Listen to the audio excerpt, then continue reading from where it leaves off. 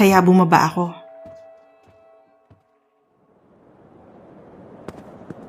Pagkababa ko, sinulyapan ko ulit ng tingin yung bus bago nagsimulang maglakad. One Road Transit.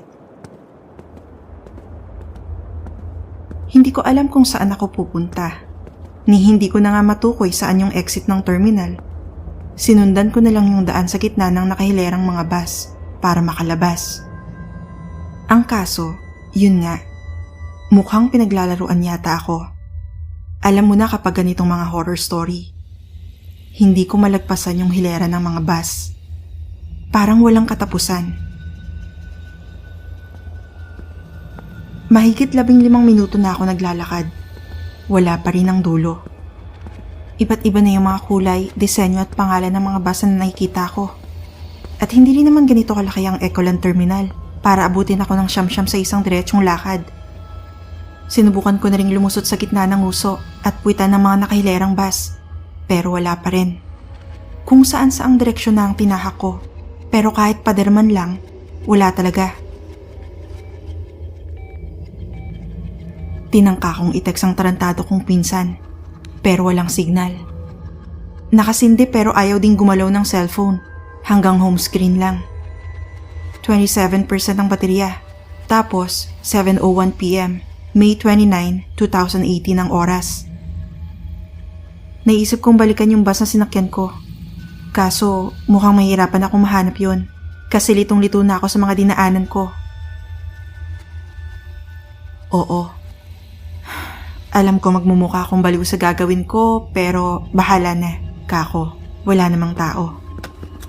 Tinanggal ko muna yung bag ko, nilapag sa sahig, hinubad ang t-shirt ko, sabay isinuot ulit ng pabaliktad. Walang nagbago. Pero sana hindi na ako maligaw. Pinulot ko ulit ang bag ko, tapos naglakad na naman. Lumipas ang mga kalahating oras. May nakita akong hilera ng One Road Transit. Kaso, alin dyan yung sinakyan ko? Naisip kong pasukin na lang sila isa-isa, tapos maghanap ng may karatula sa likod ng isa sa mga upuan. Nakapapagod, oo, pero may choice ba ako? Kesa naman maglakad ako ng maglakad ng walang siguradong pupuntahan, di ba?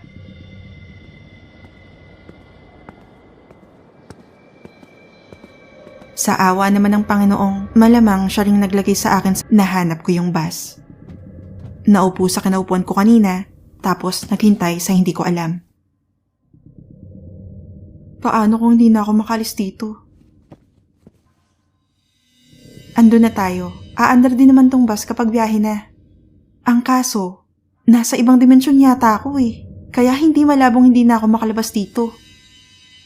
Napapadasal na lang akong sana kagaya ng mga horror story na hindi kilala ang Deus Ex Machina. Bigla na lang may makakahanap sa akin dito.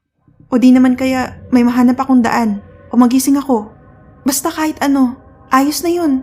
Makaalis lang ako sa nakahihilong kapalarang to. Kahit walang matinong paliwanag.